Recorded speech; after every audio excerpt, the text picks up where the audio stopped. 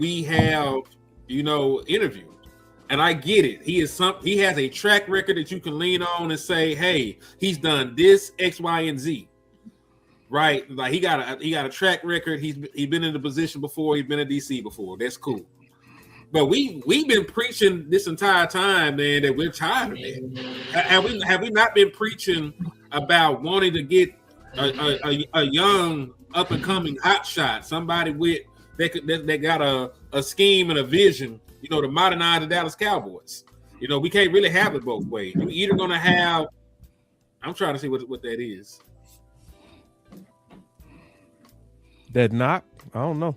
Yeah, that knock. That's my fiance is in the kitchen cooking. She's ready to. Okay. I'm sorry.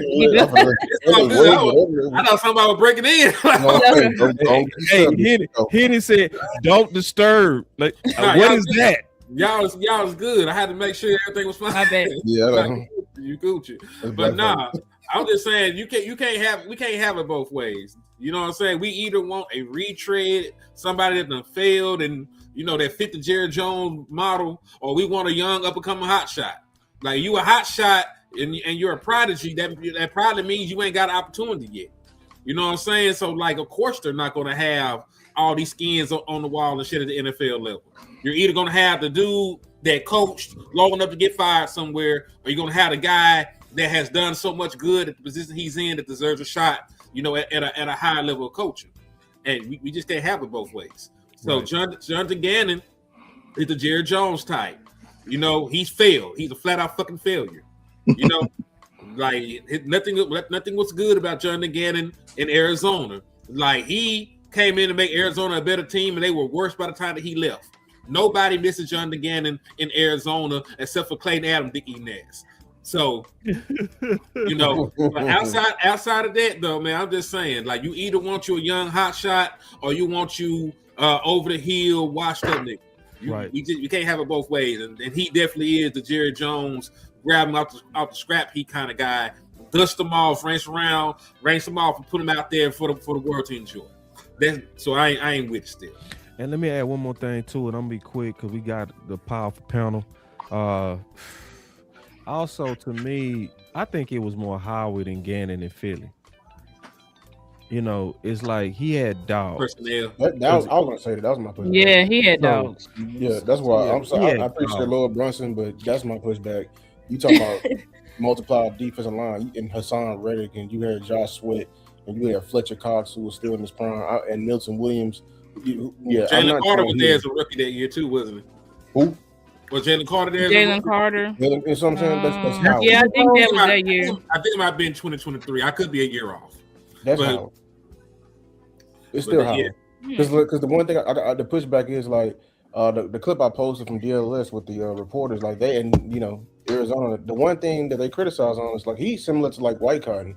He loved to do that rotation of D line more, so we actually would see less of Quentin Williams. No, I'm sorry, and I appreciate what he did, with Jonathan Gannon, and pubbing him and everything like that. But we don't need a front seven multiplier. And if I did want one, I want Jim Schwartz. I don't want you. I don't. I want somebody who succeeded.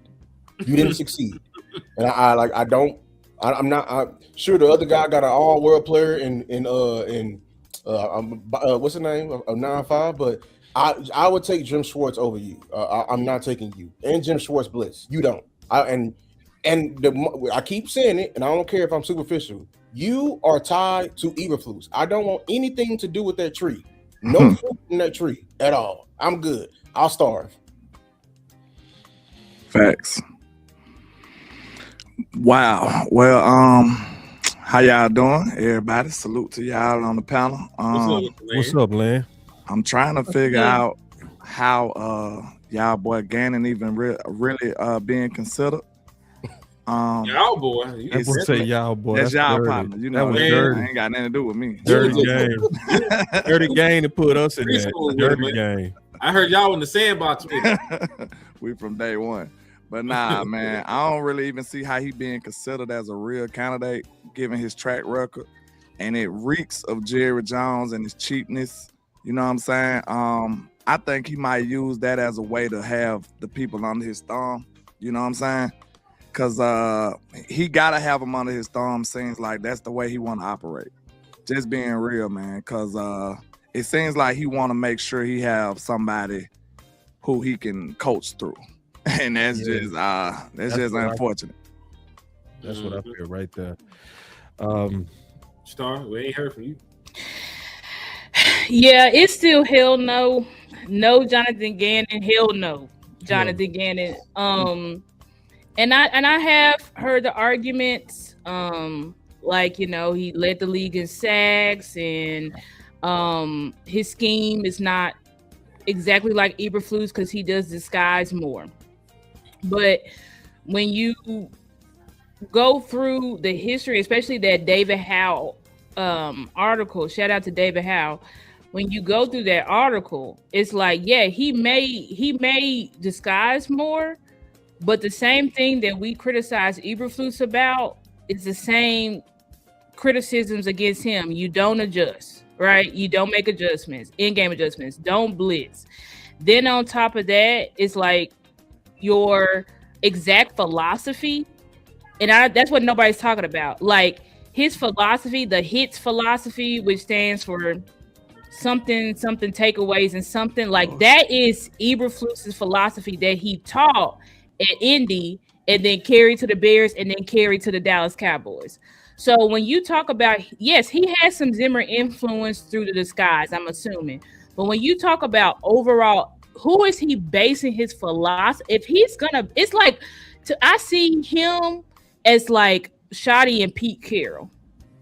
When I'm basing my whole defensive philosophy off of what you taught me, that shows that you're more of an influence than this guy. Yes, I'm sure Shoddy did take things from the other stops that he was at, not just Pete Carroll. But when we look at Shoddy, his main whole philosophy, everything is built around that. So it's the same thing with Jonathan Gannon. But even if you say screw the X's and O's, right? Say, you want to give him a shot because of what he did. They ended up making it to the Super Bowl. Well, one, they only made it to the Super Bowl because they ended up having to play Josh Johnson. And at a point in time had Christian McCaffrey trying to play quarterback. So we have to question, would they have ever really made it to a Super Bowl if that was the case? I don't know. Maybe. But there's a strong case, maybe not. And then on top of that, the man's persona.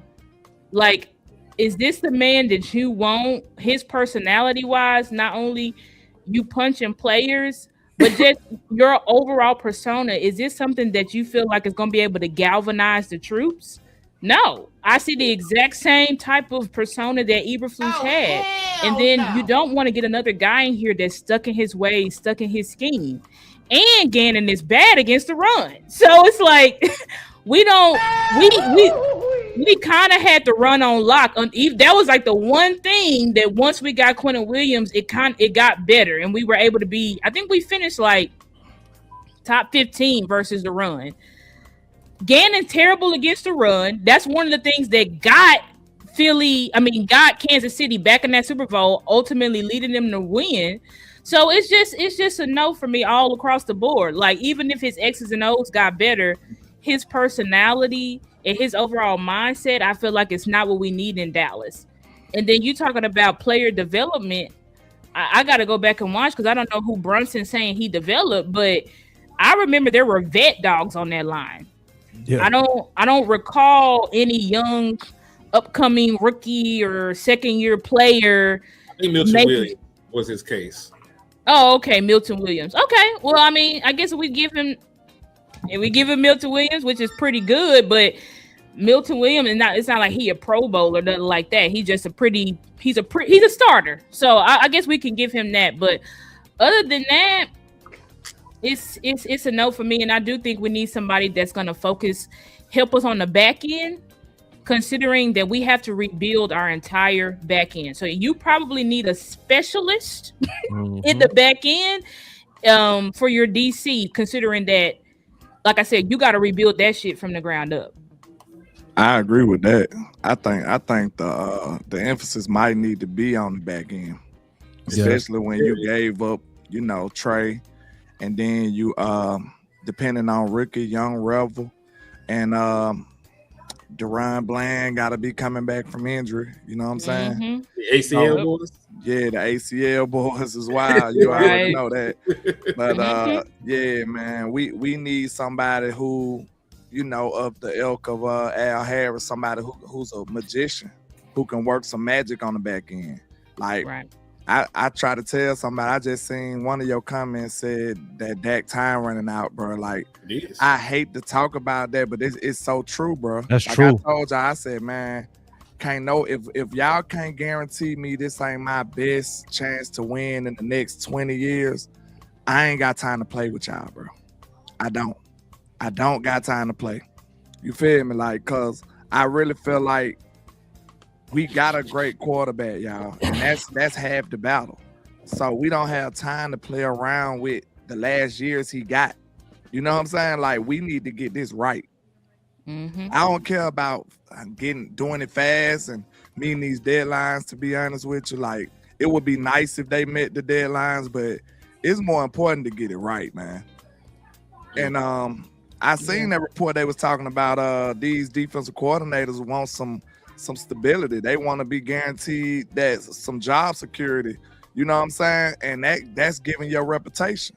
You done had 4 different DCs in the last 4 years. Nobody respects that. Nobody want to move their family to Dallas for 1 year, and you playing around. Like, nah, so you need to make sure this hire is somebody who gonna be with you for the long haul, or at least somebody you can build with. If it's not like that, these people, like the good ones, ain't gonna want to come here. They gonna say they good. You know what I'm saying? And then especially if you talking about these upper echelon defensive coordinators that actually got some head coaching opportunities, like Flores and the guy from Atlanta. It's Raheem Morris. Yeah, Morris. Mm-hmm. Like them type of guys like that, they got actual people that's trying to get them as head coaches.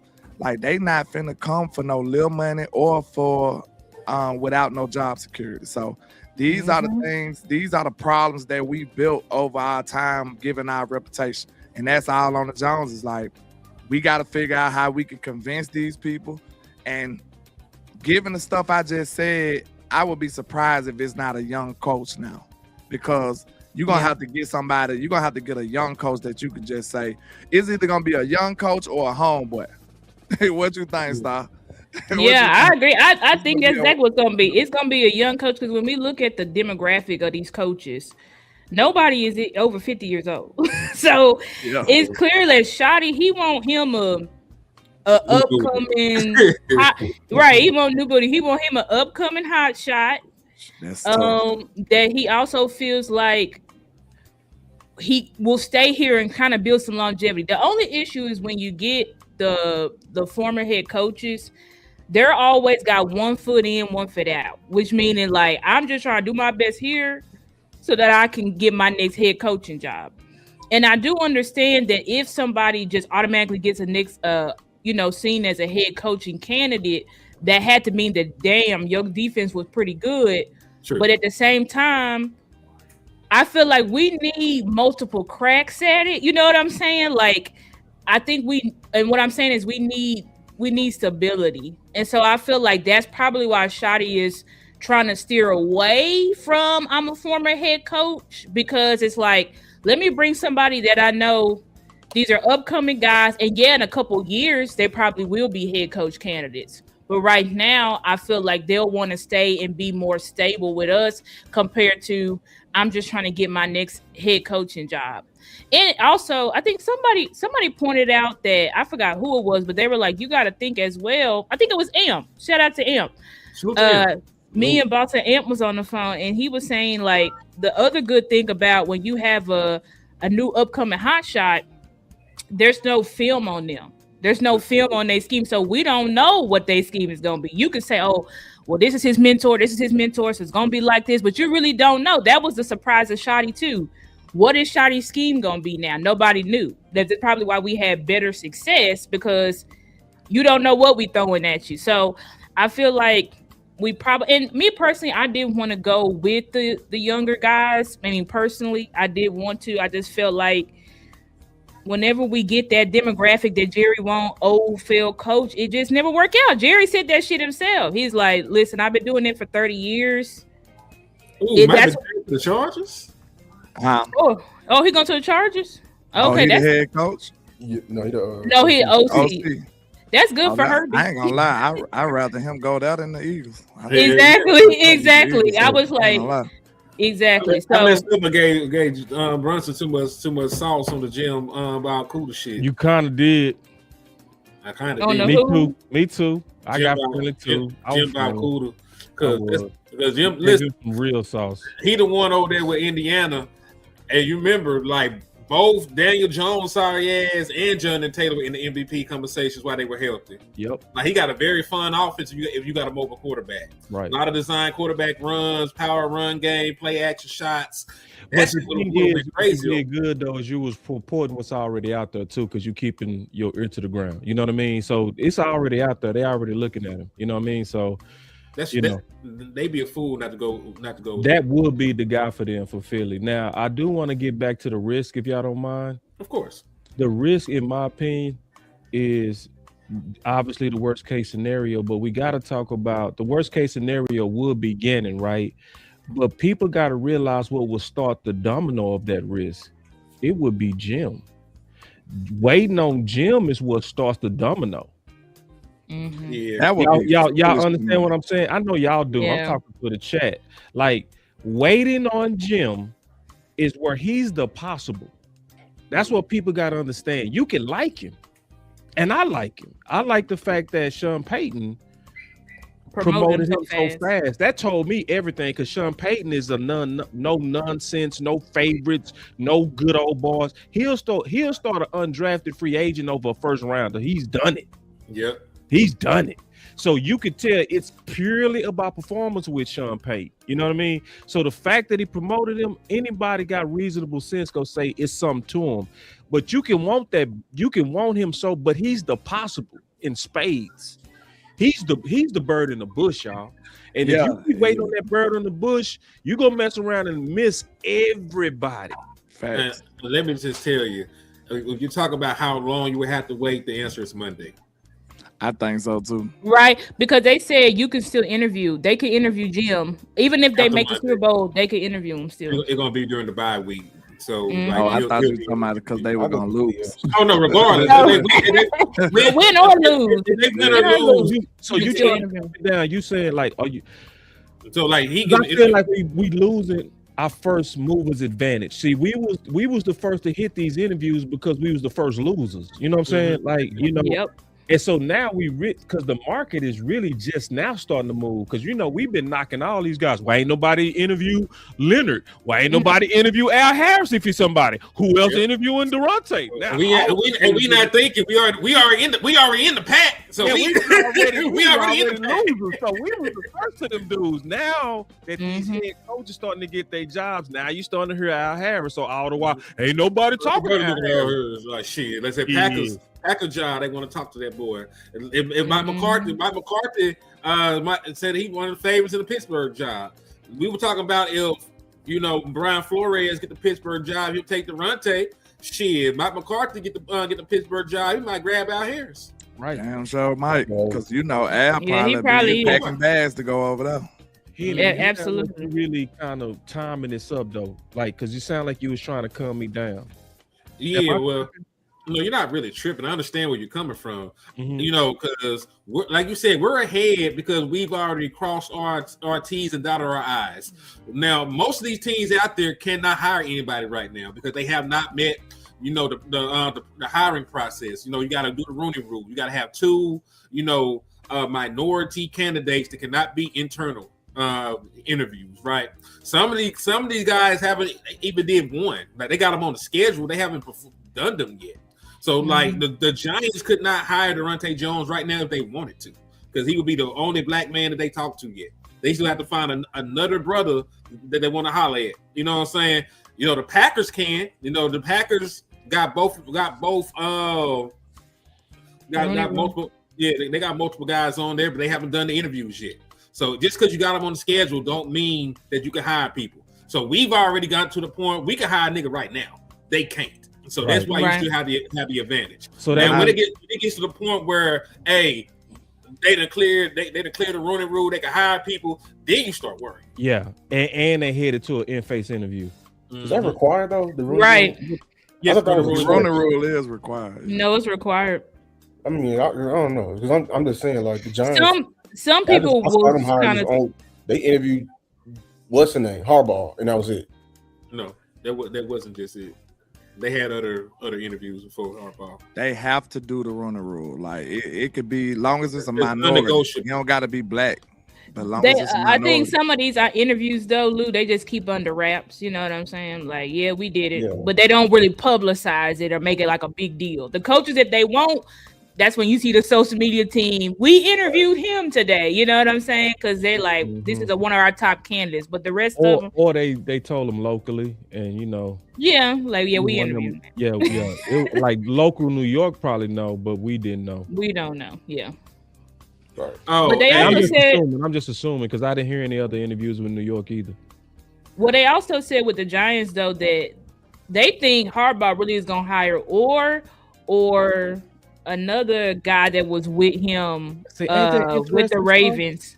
Yeah. Because remember when I had O'Bo on, he said if O was worth his star, wouldn't Harbaugh be talking to him? He said wouldn't. But they saying right now Harbaugh is expected that it's either going to be or another guy that was with the Ravens as well that Harbaugh thinking about bringing over. Oh man, see, what would that say if they pick over Jim Leonard and Durante? Man, we got one. We had one of them boys in the building. Preferences and familiarity because preference and familiarity. Harbaugh is very strict on his coordinators, and he wants coordinators that he's familiar with. Yeah. The reason why he got let go from the Ravens because he refused to let go of Todd Monken. So I got a question for he's very go ahead. No, I thought you were done. My fault. No, you good. I'm done. You can go. I was just about to say I got a question for the panel.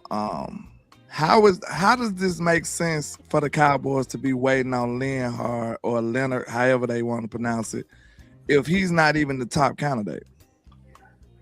He's not our top candidate. He's not the league's top candidate. I'm saying as coordinator. He might be love, bro. Like, why? He might be the Dallas Cowboys top candidate. I mean, you got Flores out there. He might be finna get a head coaching job, but you got Schwartz out there. You got other people who deserve that type of respect that you ain't even interviewed. Really, Sean McDermott too. You're gonna talk about people. You ain't even interviewed him either. So, but you got the nerve to be waiting on him. That's just me. Let me play this clip to your point, if you don't mind. Go ahead. Let me play this clip and this go kind of put some cheese on what you just said. Coalescing around.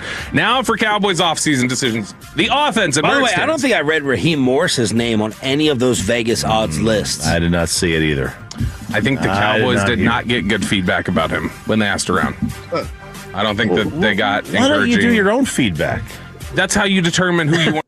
Man, can we clap it up for RJ right there? Why don't you do your own feedback? See, man, hold on. I got a clap button here. I'm going to find one if I don't. Do your own interview. Shout out to RJ. Want to talk to? I think you've got to winnow down the list based on what do other people around the league say about it. You know what? This is why my dad, and he took this. I don't remember who he took this from. He would never buy me used books. Ooh. He smoked that. He smoked it. He smoked that. He smoked the hell out of that. In college. Why? He said, what if the other person was a complete moron? He killed that. He killed that. Underlined all the books. That is a fantastic point, and I love your dad for that.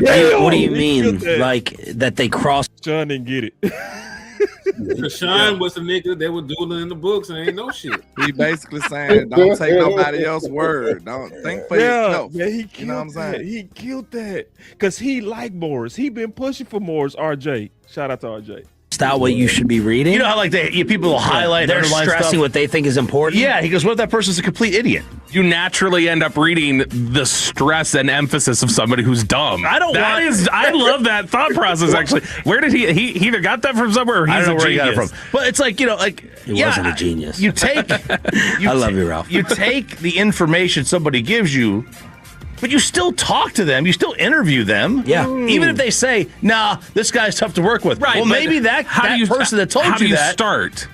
Where do you start? That's any job, though, right? Like, I mean, you generally get an idea. There's no excuse not to talk to Ben Johnson, Mike Vrabel, Bill Belichick. I like how they not letting Bobby get off of that shit. You know what I'm saying? They is like, Bobby, nah, man, no excuse. Bill Belichick. There was no excuse not to talk to Bill Belichick. I think none whatsoever. Belichick, they know. Like, I think they know whether or not they know. They don't. Bill Belichick is not in an intricate presentation broken down what he thought about the Dallas Cowboys. No. I at least talked to you to get that info. Right, but they know. I think they know instantly. Could they work with him? The others, I agree. They know. They did not think they could work with him. So the others, I agree on. Vrabel and Johnson, you should probably talk to him regardless.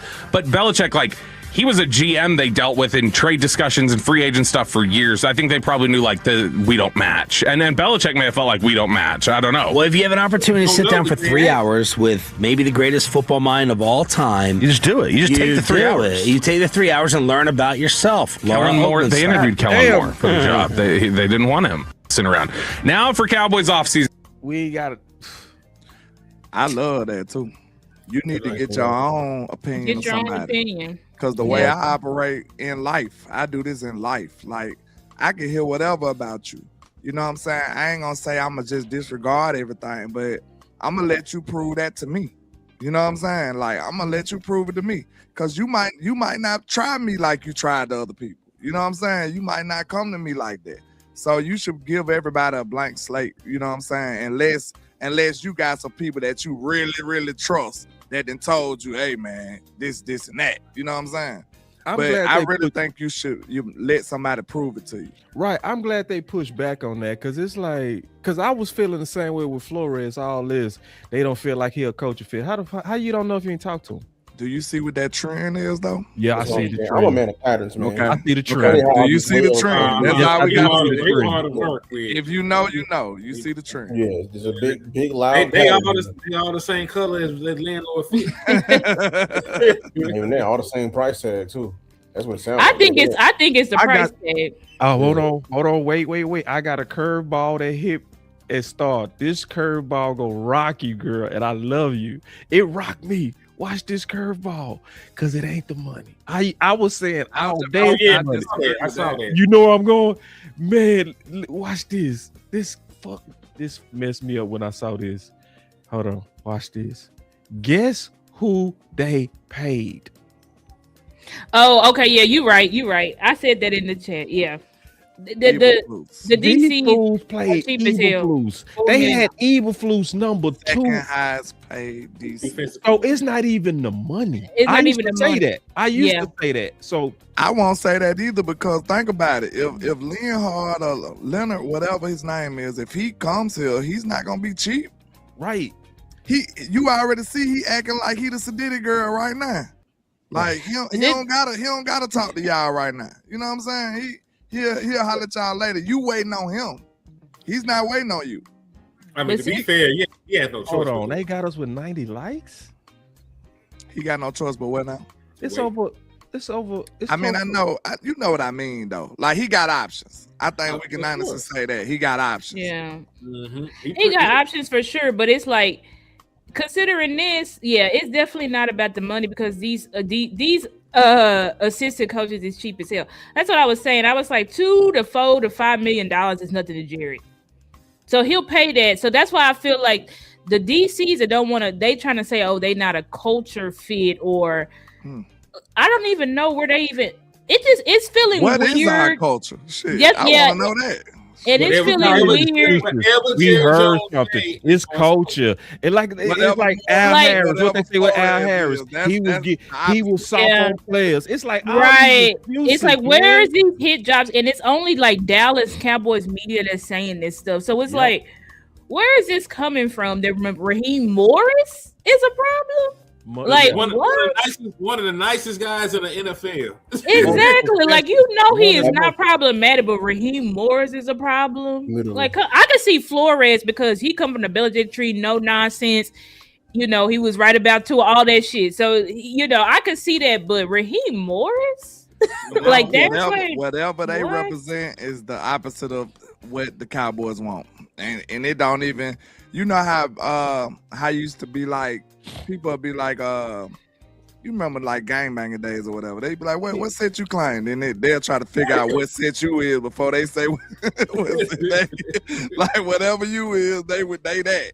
That's whatever they represent, bro. That's the opposite, the antithesis of what the Cowboys want. Cause it don't make sense to me, bro. Like y'all don't. This the problem right here. The problem is they don't even want an interview.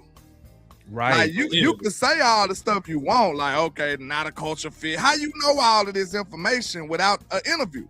That right there let me know that you full of shit. I'm sorry. Like, right. If you ain't got an interview, you don't know all of this stuff.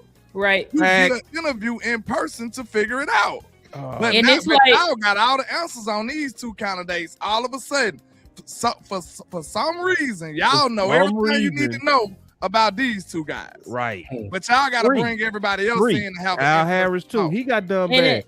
They lied on Al. They talking about he baby Use your players. common sense, people. Use your common sense. And it's like, but Gannon, who's punching players, and everybody that I've heard talk about that situation. I watched another segment today, Gavin Dawson. He was like, you got to watch it. Even I don't agree with a lot of stuff Gavin say, but he was like, listen, you have to take that type of stuff seriously. Coaches punching players, he was like, that's a major character flaw. Yes. Mm-hmm. It's a red flag. Like, but that's fine. A coach that say, I don't like grits and who ignores his players' opinions and thoughts, that's fine. But a established coach in the NFL who's won Super Bowls, some of them multiple Super Bowls, as DCs or as other assistant coaches, you don't even want to give an interview. Yeah. Jerry wants you on your deathbed. He wants you on your deathbed. It's not adding up. Your career hanging on to a thread. That's what he wants. He either wants you on deathbed or inexperienced. Like, that's why they clinging to Leonhard.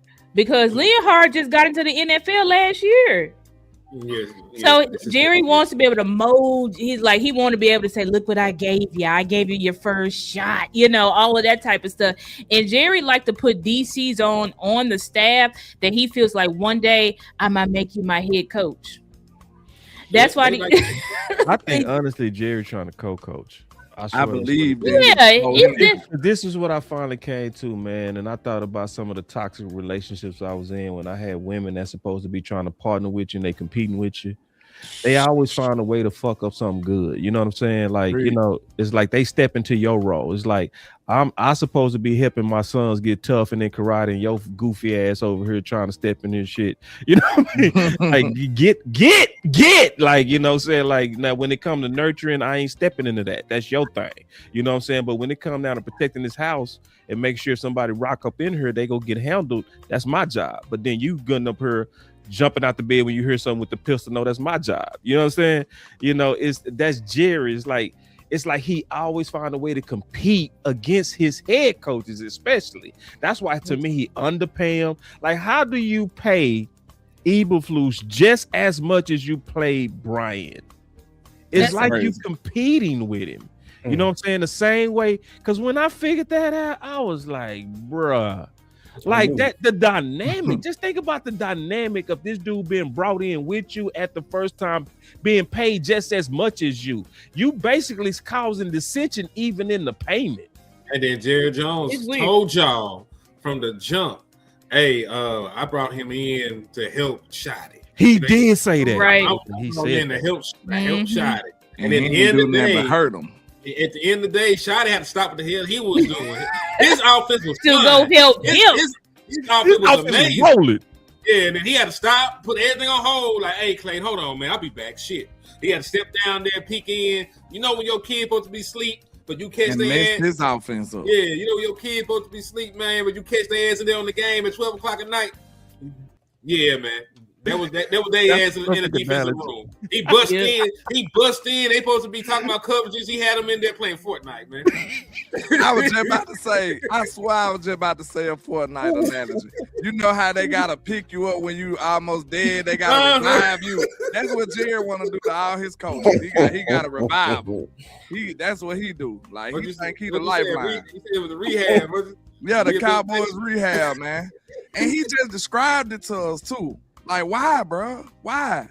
To me, that screams like smartest guy in the room syndrome.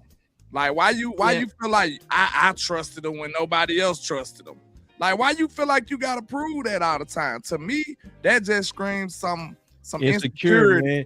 Insecure. Yeah. It's like you paid. It's like you paid to be a coach instead of working your way up. Right. You bought it so you can push your influence down. Right.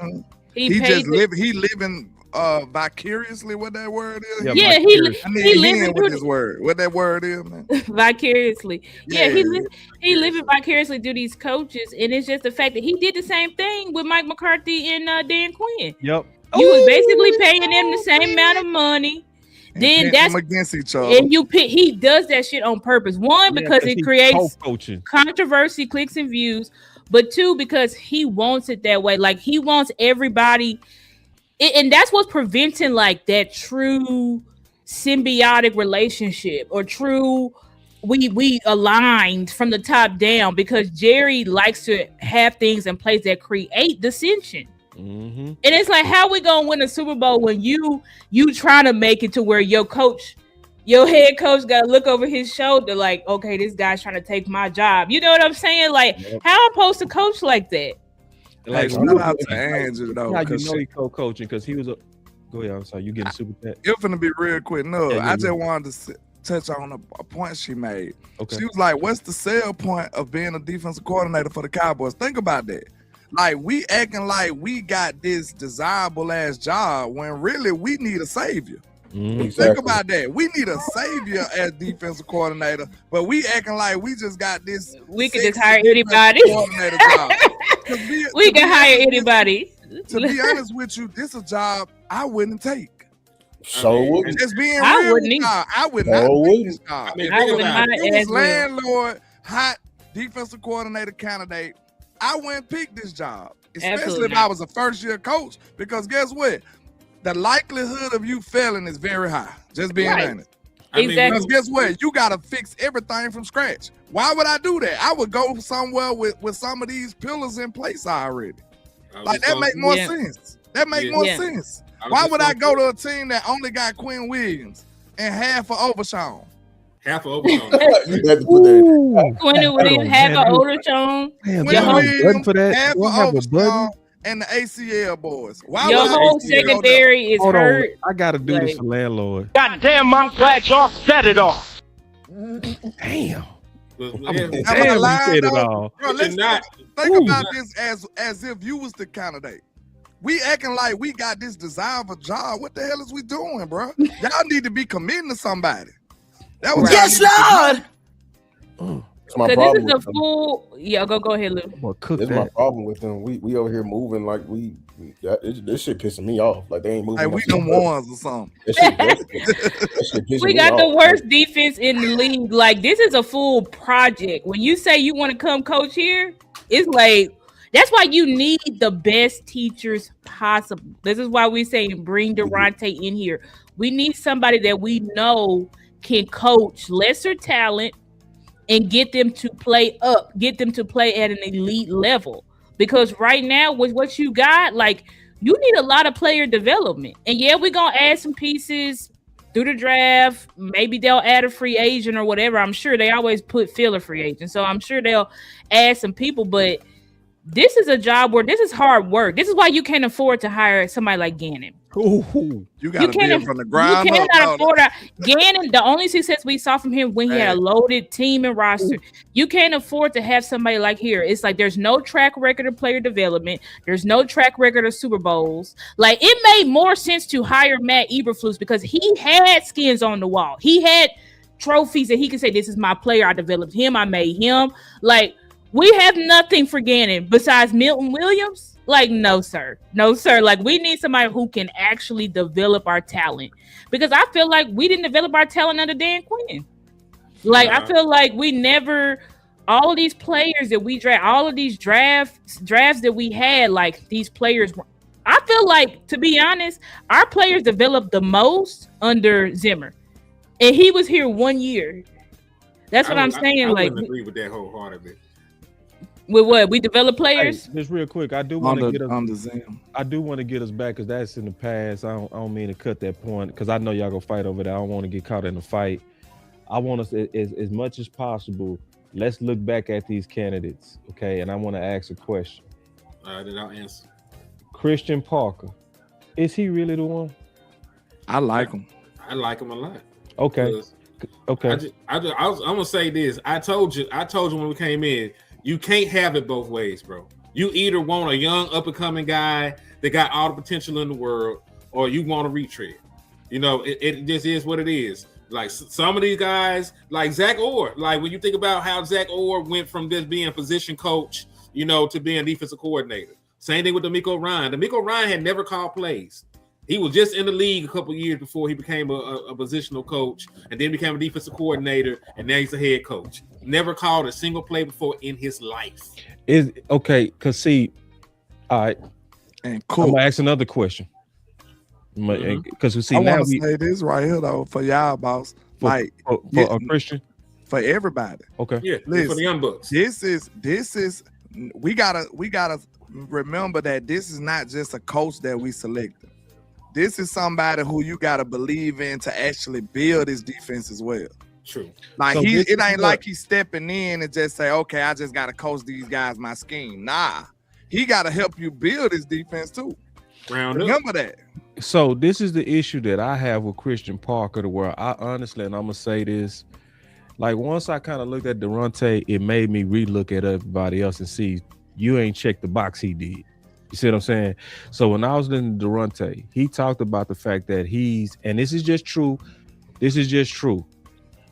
And I can say this on the defensive side, when you are a person that played in the back end, you don't know the fronts. Correct. You got to learn the fronts. When you somebody that was in the fronts, played in the fronts, coached in the fronts, you don't know the nuances of the back. You see what I'm saying?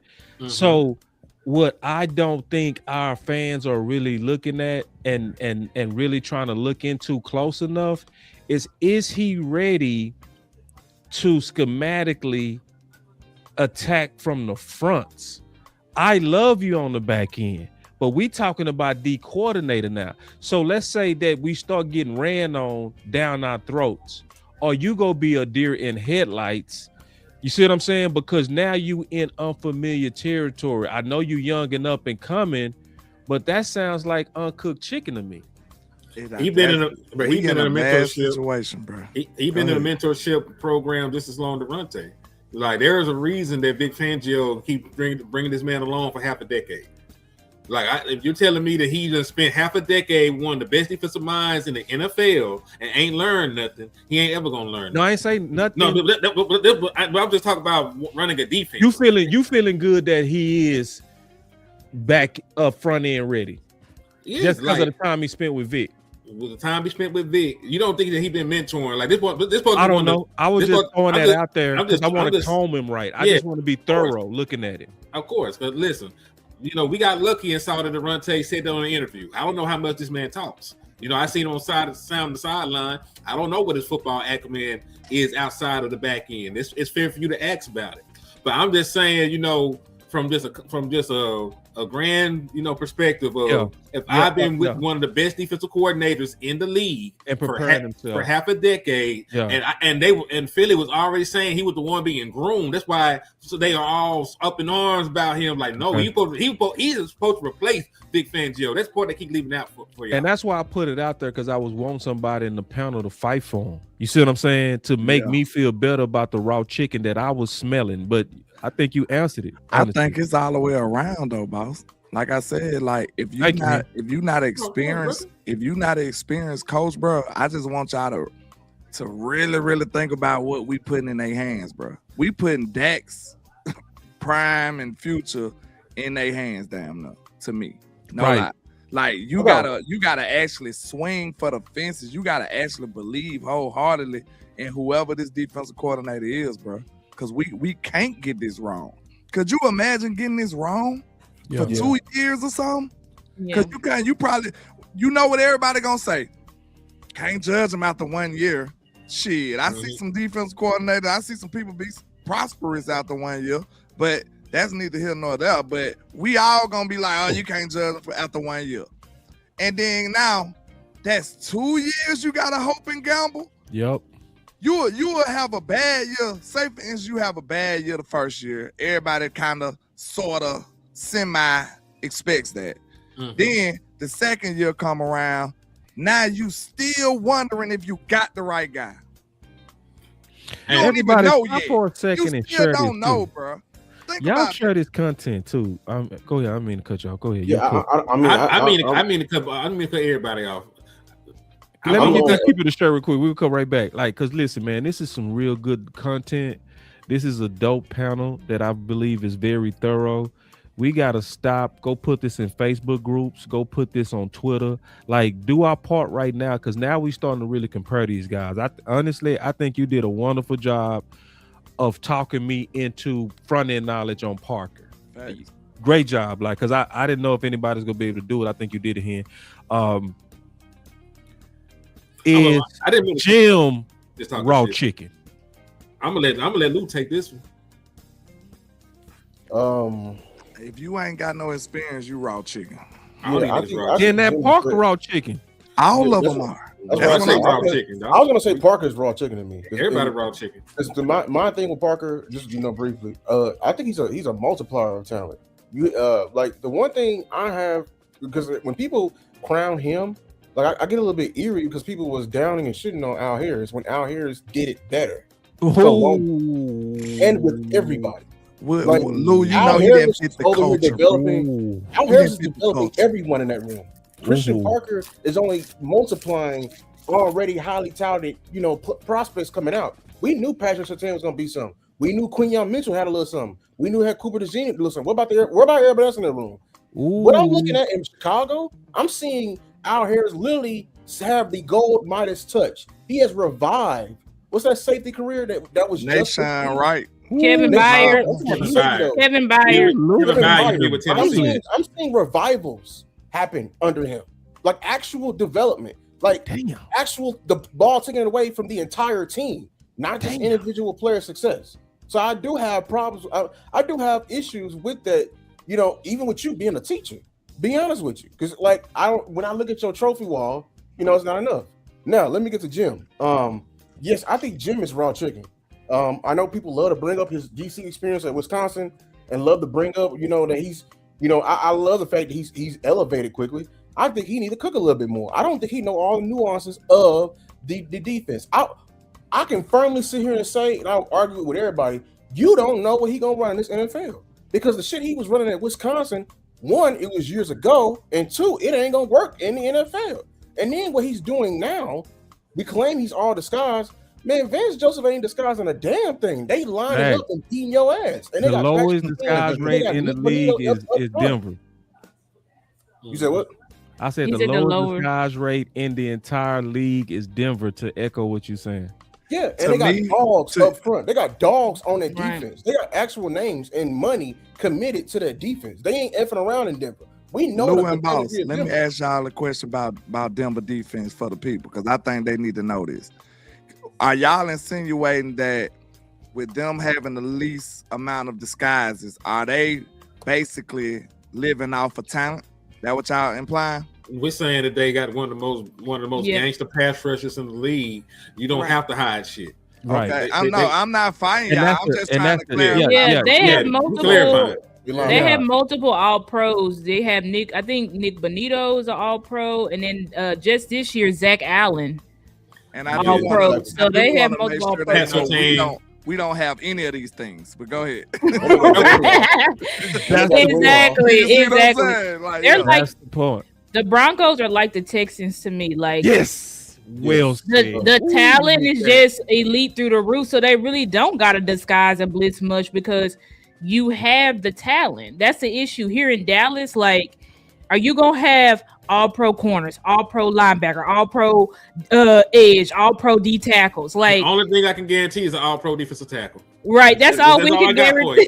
Exactly. So we gotta build the rest from the ground up, and we do. I mean, shout out to Jim. He did have top defenses in Wisconsin, But it's like, well, what is the context of that? Who was he going against? Like, we don't know. It's just like Kellen Moore. He was amazing. He's still the most winningest coach. I mean, player. Right. But it's like, but look at what they was doing. Look at who they was playing. You understand what I'm saying? So I think we just have to add context. And when I speak about, I said Christian, I like Christian, and of course I'm gonna take him over Gannon any day, absolutely. But I didn't, even considering everything, I still could not put Christian in my top 7 candidates because one is like he haven't called plays in no level. Like, even if you call plays at high school, it's like you still call plays. Like, you ain't called plays at no level. Your stint in the NFL has been under one guy pretty much your whole time. And then on top of that, as Lou said, your development was already of guys who were projected to be top talent. So it makes me wonder, okay, well, to me, he more so made sure that this top talent continue to develop in the NFL or make sure their progression was like on track. Basically, it's like he managed the progression. But I'm like, can you teach a corner from the ground up? Like, can you go to Carson and say, hey, this is wrong, your eyes are wrong, your feet are wrong, this is what you need to do?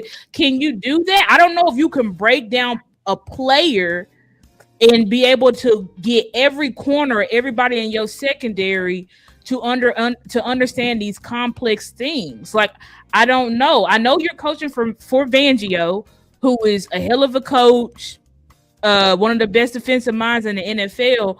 But I still think, do you want to really put your this defense that needs a savior, as Landlord said, do you want to put that in the hands of Christian Parker? I just feel, and I do think he's a good coach. I just feel like it may be a little bit overwhelming for him. I ain't gonna like lie. You have to load him up with supporting cast, in my opinion. Like, he's got to have a killer supporting cast. They do that BS right there, boy. We got a march. Any land. We got a march. Any land podcast. Landlord know what I'm talking about. Henny made me feel better about the timing. He made me feel better about the time, and I think we still ahead. I was starting to panic a little bit, being honest. You only gotta wait, because listen, I know it don't seem like it, but it's already the 20th of January. This is how the year be going by so fast. The first month of the year is almost over with. You can interview this motherfucker as soon as the 26th.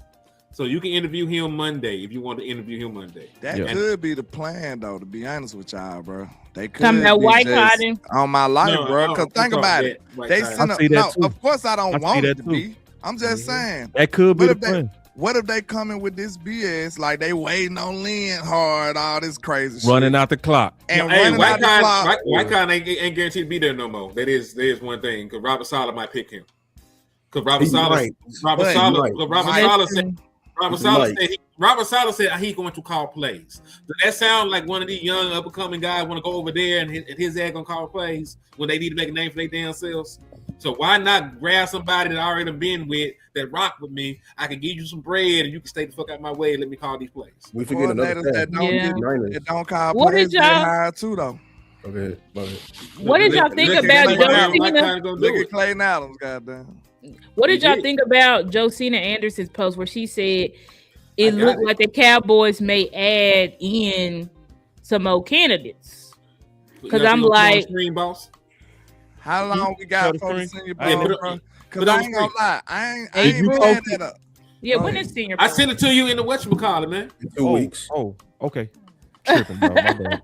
In 2 weeks. When is the senior bowl's in 2 weeks? I was just about to say, I ain't mad at Josina? Had a good search, bro. Oh yeah, you right. At a certain point, you need to go and get your guy because you got stuff to do. Exactly. You know what I'm saying? You got stuff to do. Is this it? Yeah. Next up, Eagles passing game coordinator, defensive back coach Christian Parker interviews Wednesday. My understanding, what she said, is the Cowboys process will also consider the current coaching market as well for a fit, with new additions to the carousel after the latest firings. Sound like hey, remember I talked about it. And listen, we haven't even talked about no college people. Like, NCAA is over with.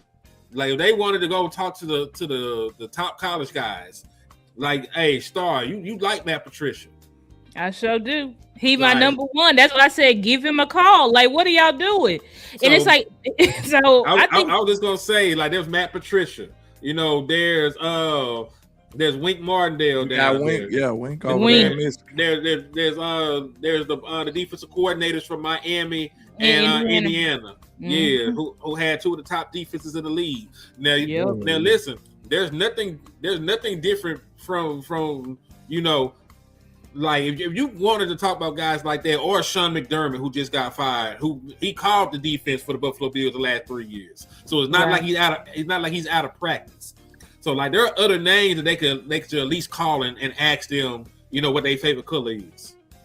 Right. They gotta commit, man. And I just feel like they could be more. That's the only thing. Like the Dallas Cowboys, like, yeah, I know everybody. Well, they interviewed 9 people. I'm like, yeah, but there's still plenty of other people they really could interview that they haven't even talked to, haven't even given a call. So that's why it's like you really don't have to necessarily rush it. But it's like if you're not gonna interview nobody else, you need to rush it. But if you're really like, no, I still got other qualified candidates that I want to interview, then I do feel like you do have time. But if it's between these 4 candidates, like they keep putting out, it's between Leonhard, Durante, Christian Parker, or Gannon, then yeah, you need to make the decision now.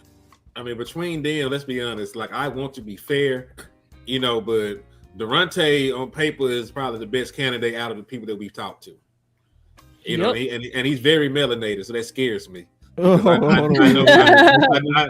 know the Dallas Cowboys. We ain't had. No, they ain't said shit about him, man. It's just now starting to be noise about him, it's starting to pick up, which is disgusting. It's disgusting because listen, bro, you can't even halfway start looking at Durante and don't figure out real quick he the best one. He the best one. Yeah. Like I'm trying to leave my bias out of it because I already have a bias toward Durante because I like him. Because I'm trying to be fair to Christian Parker. I'm trying to be fair to Jim Leonhard and let them finish the process. But I feel like Durante probably the one because he checks all the boxes for me personally.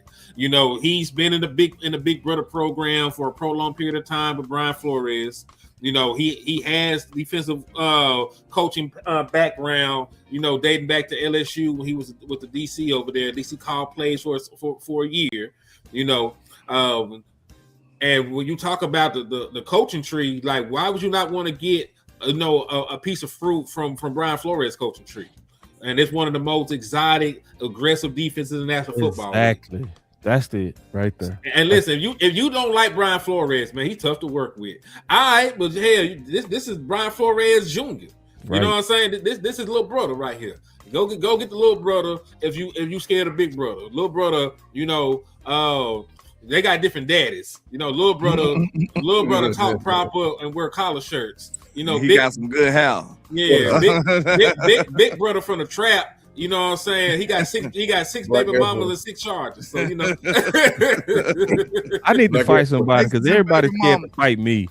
Like ain't nobody gonna fight me on Durante. Like I need somebody to fight on this. Nobody gonna fight over what's right. You know what I'm saying? Right. We're not gonna. No, we did exactly. Yeah, we like Durante. I sense that landlord got some fight in him, man. I got that Jerry mixtape dropping. That Cases and Baby Mamas coming soon. my thing is though, is he raw chicken? Yes. If he has never called plays or never been a DC in the league, he's raw. Yes. That's just the actual definition. He's raw. But like I said, the thing that people got to realize is you got to be so sold on the guy. Oh, hell no. You got to be so sold on the guy. I don't think he raw either. How you going to be raw? You can't be raw if you never done it before. He has. I think he has. I think he has a lot more power than y'all give him credit for. You like the man? Listen, man. It's certain things. It's not like that. It's not like that here, bro. If you never gotta let us make the case, dog. We gotta make the case, dog. You gotta let. You never drove a car before. Are you a driver? Would you trust that driver? That part you right. That part you right. I'm just going by the that part you right, but that's wrong. We gotta never done it before. You pushing, but we gotta be able to push back. Y'all bullying right now. Y'all being bullies. Y'all acting like team weapons and shit. We are team weapons, nigga. We walked in here in. We walked in here with the choppers. Get no replies, choppers, man. No, you know what I'm saying? This is team weaponish kind of behavior, dog. This is we know how we do. We know how we do. I see how y'all do, bro. Y'all Go ahead, brother. Go ahead, make your case. I do want to hear it. Go ahead. Go ahead. All right, so ain't one of y'all Luke go, and then I go. You heard the one from Jamaica. Go for it. Luke big time. Okay, he's not raw Luke chicken, big bro. time, man. This is why he not like he raw chicken, but he the closest to cook. I say it like that, where we meet in the middle. I'm gonna leave you alone with that. Listen, we say he's the most qualified. You act like he's okay. So yeah, because we like him. All right, yeah, because he raw. Because I got to go with what you said. You never done it in the league. You never said it in official team. That's the definition of raw. Yeah. That part, yeah. But he the closest to cook, to where like he that raw chicken that where you can actually eat. You know. Hold on, We've all done that, right? No, absolutely not. No, you make some chicken. Boss talking about the and one pulled that been it on out the grill for a little bit. You just had it on there for a little bit. Looking at me like you disgusted. Listen, start. I'm looking at that sounded very. Start. Don't tell me you ain't never had some chicken on the grill, right? And then looked at it and say, it's not quite right, but you took a little piece off of it. You gotta test it. You gotta test it out. Okay, right. I see what you're saying. I see what you're saying. It's hot enough. It's hot enough. And I yeah. I get what you're saying. But I think he the closest to cook by a mile, man. Like, this is my thing. I'm just his saying, experience. Hold on, Lou. You said I was gonna cook. You want to cook out? I want y'all to go though. I just want to. I want to get the details on it, bro. Okay, I want y'all to cook. I want y'all to cook, but I just want to set the table real quick. Yeah. Y'all gotta be willing to bet your life almost on this. Man, I will bet I will bet both my nuts and two of my pinkies, homie. Yikes. I believe you. I bet my nuts you on with, I put all my nuts on what I'm saying on this. We got a winner. Crazy. Put your nuts on the line. I put my whole balls on this, bro. I'm out. Ain't nobody touching him, bro. Believe it or not, you could probably do some research on this. That's where testimony come from.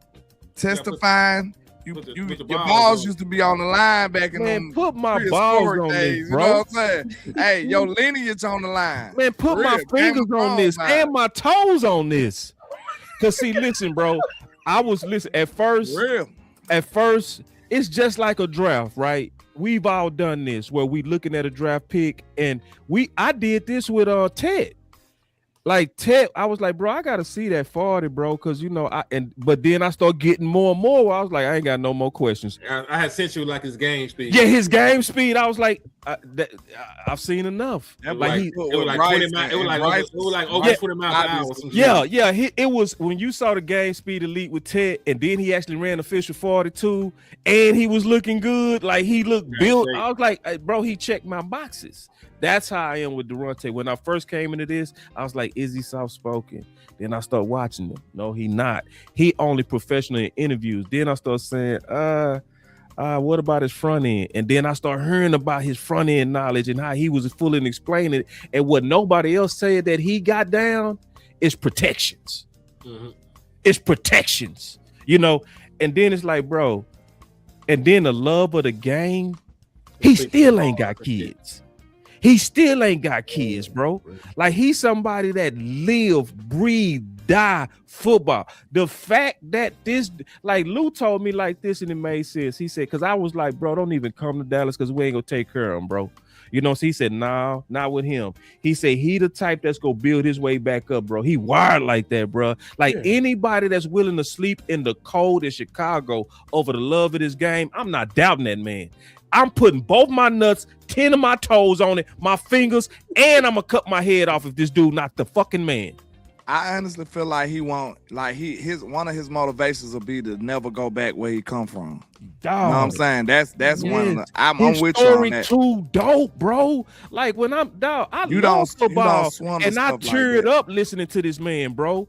Like I teared up listening to this man sleeping on his desk with a bursted pipe in UCLA. That basically he was coaching his guys on a GA salary, bro, getting $1,000 a month to be at UCLA. His players was living better than him. His players was going to apartments in cars on NIL deals. They ain't had NIL deals. You know what I mean? They was living dope. And they didn't know the whole time his coach was sleeping upstairs. And so when they would come in thinking, hey, we going to practice, they didn't know he was just coming downstairs from his home. His home was the facility. And people then, like that ain't finna mess over no. Man, you ain't finna mess up nobody. See, Jerry Jones and Jerry Jones, and when they won Super Bowls, they was like that. They was sleeping in the office. It's two things that's in that equation that let you know you can trust him.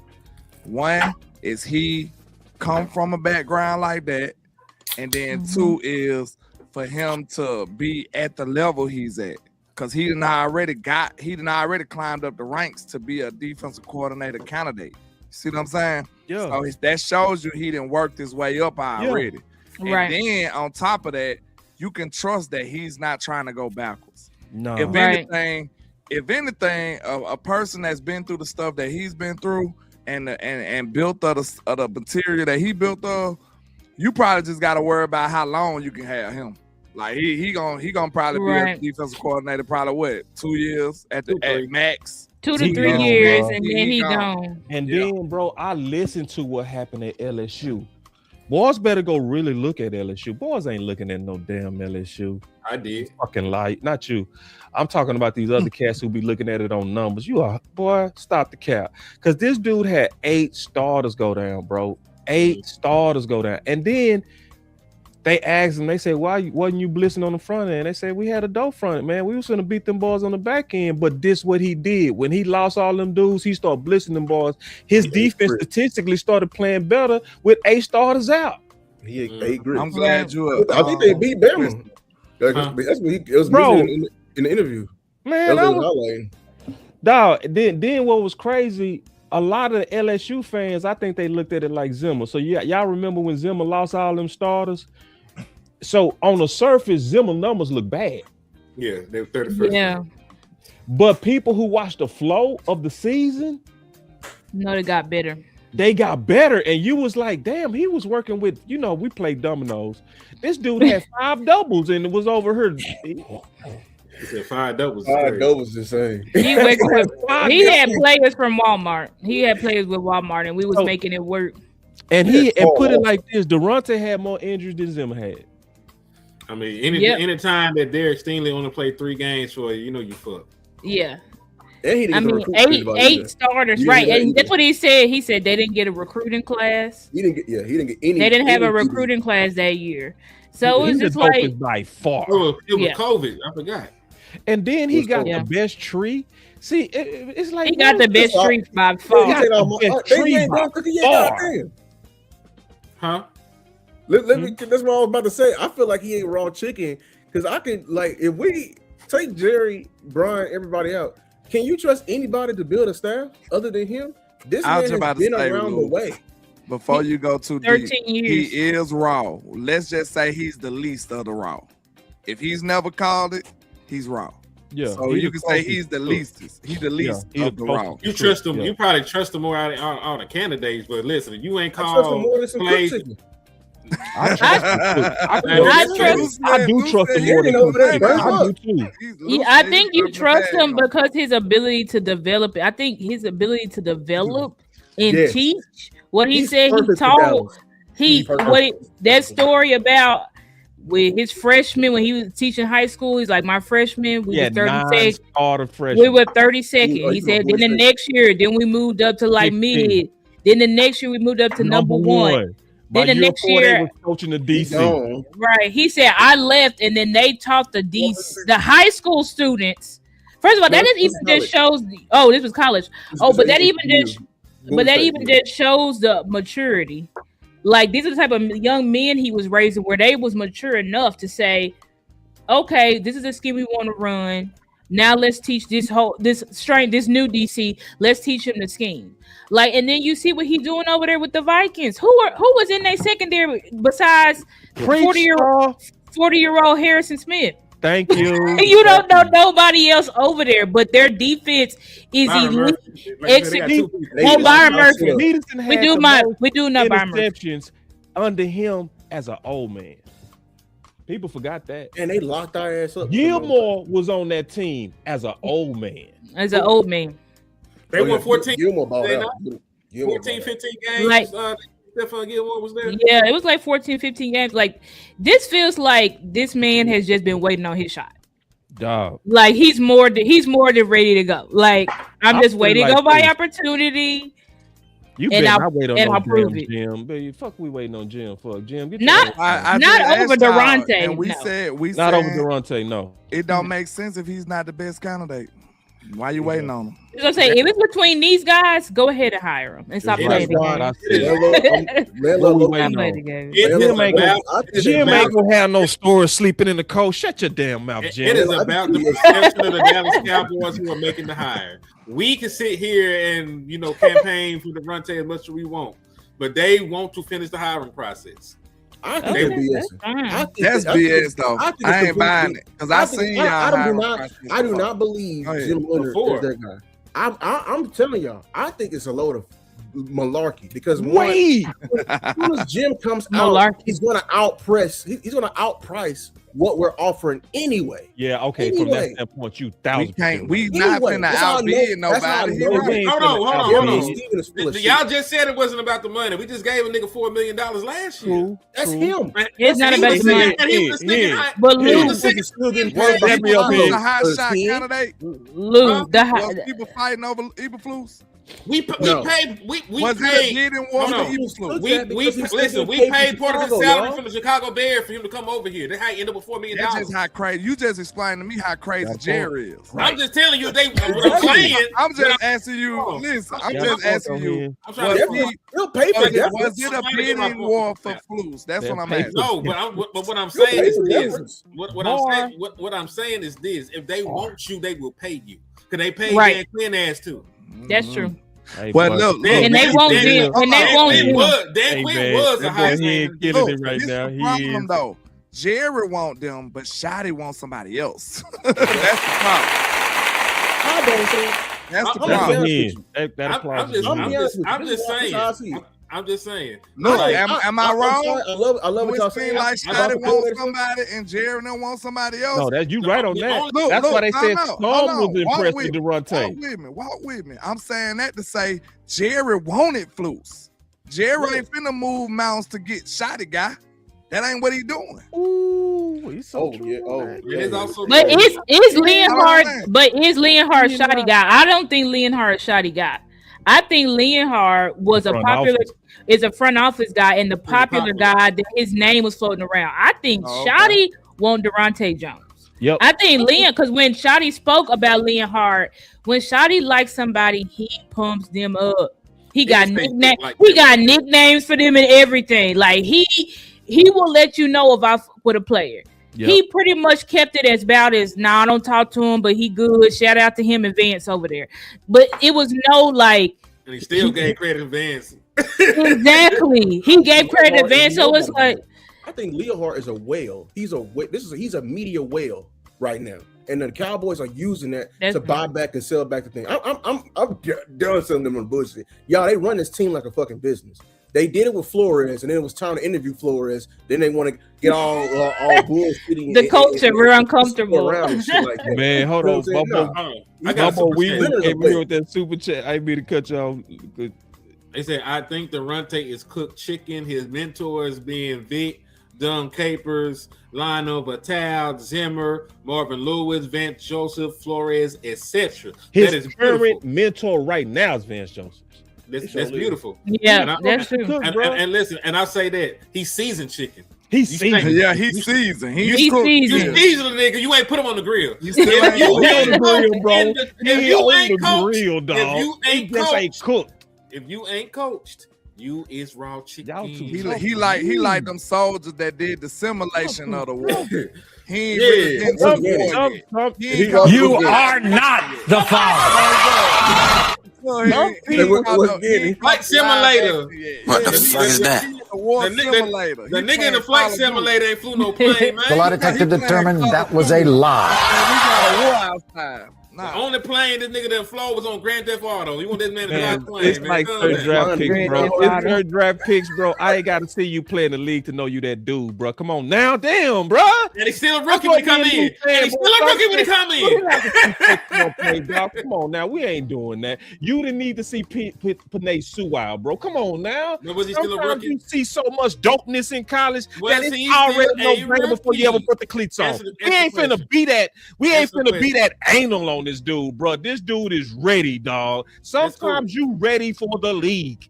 And he's still raw chicken. I'm with y'all though, like, but we can't go away from the definition of what raw means. It's not. Yeah.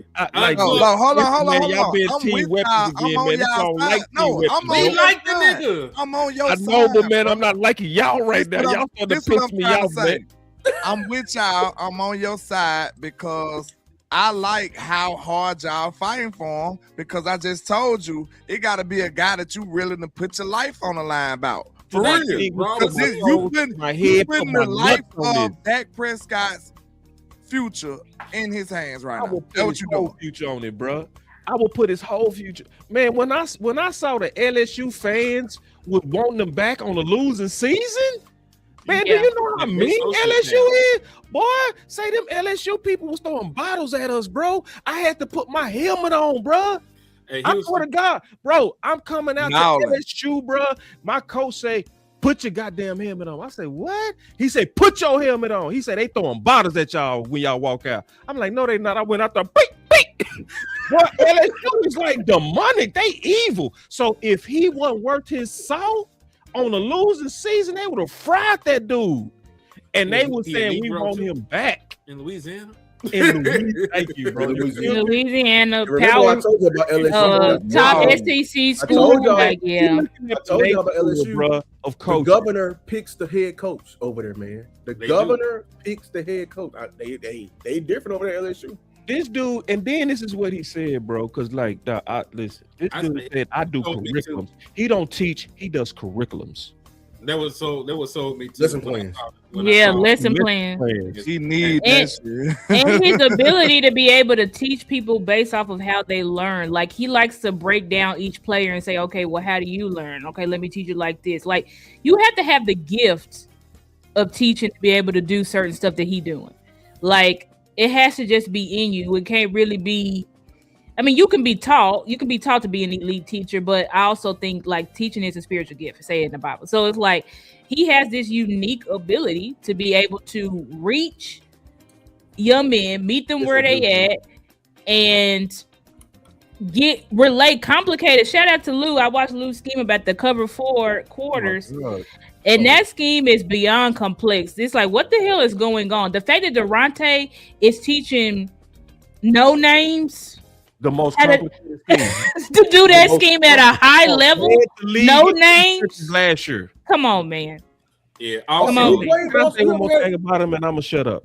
I'm gonna say one more thing about him, because all I'm doing is you know how when you prepare for a sermon, it's in your spirit.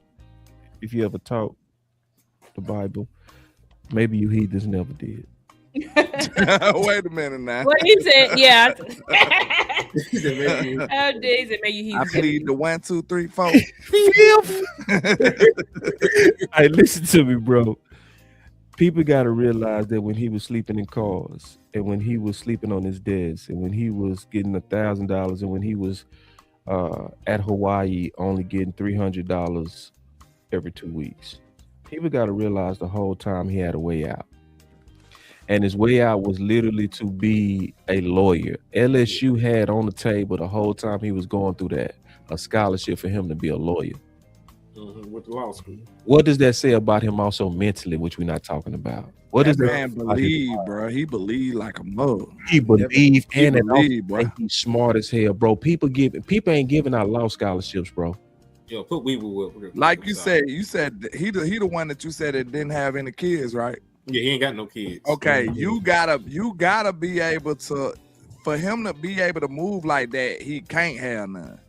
That's blind faith. Thank you, boy. That's like he's so dedicated to the game, bro. Think about it. He wouldn't be able to risk like that with some kids. No, you gotta have money. You gotta make money, bro. You gotta the bills gotta be paid. That dude said in his 20s, man, I wasn't dating.